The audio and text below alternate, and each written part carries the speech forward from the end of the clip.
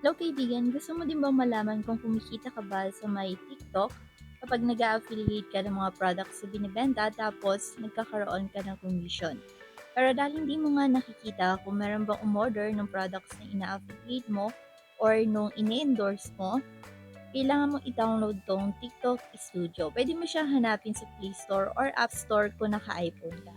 Now kapag na-download mo na siya, i-connect mo lang siya sa may TikTok account mo.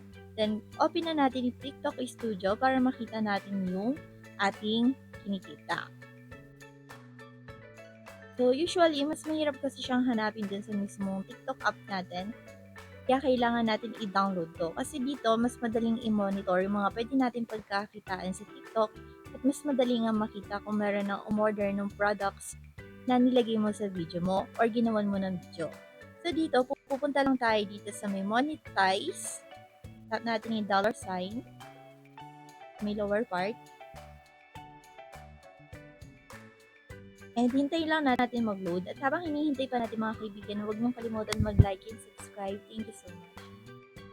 So makikita natin dito yung TikTok shop ko for creator. Ito lang yung kinita ko sa loob ng 7 days dahil bago lang yung TikTok account ko kaya wala pa ako masyadong ginagawang video.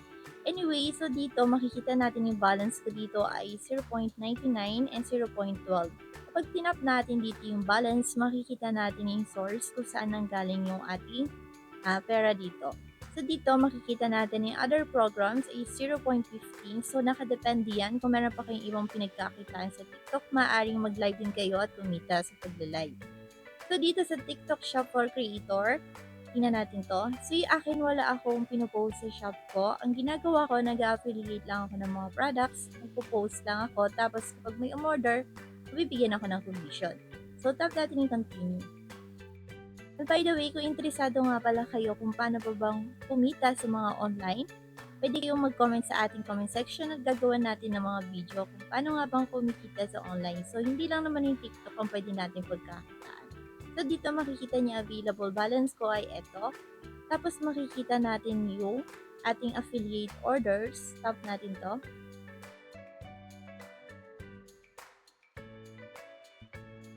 And currently, meron umorder sa akin pero pending pay status ito dahil hindi pa ata na-deliver.